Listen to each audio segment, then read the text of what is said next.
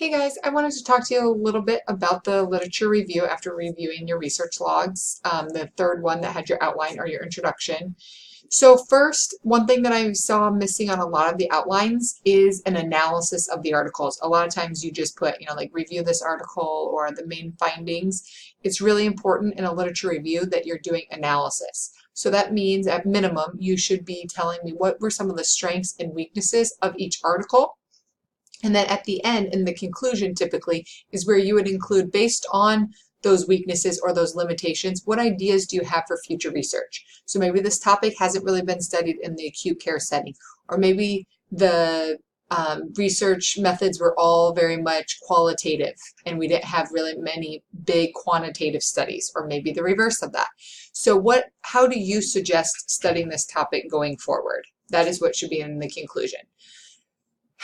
Next, just a few reminders about the format of the paper. It should be 4 to 5 pages, not including your title page or your references. So at least 4 pages of your text of the paper.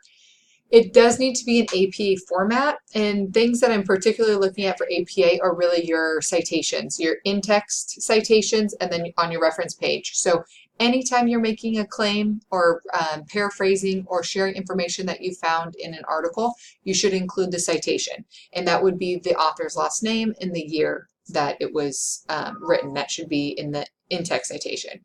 And then at the end, make sure that all your all of your citations on the reference page are in APA format.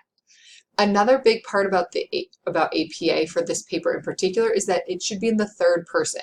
This is a research paper, so it's not your opinion and not your personal experience. So it really needs to not have any I statements. Some people are like, well, how do I talk about that I interviewed somebody without using I interviewed this person?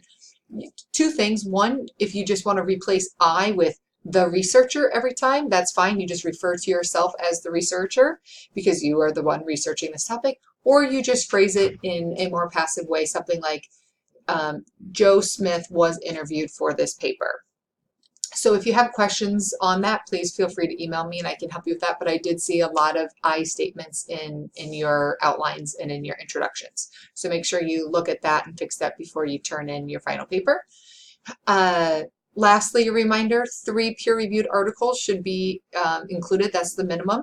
And then lastly, your articles should be within the last 5 years. If you find that they're longer than that, that is fine.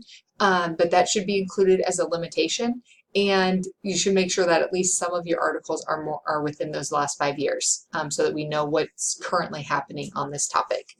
Again, if you have any questions about this paper, please feel free to reach out. I hope this was helpful. Thanks.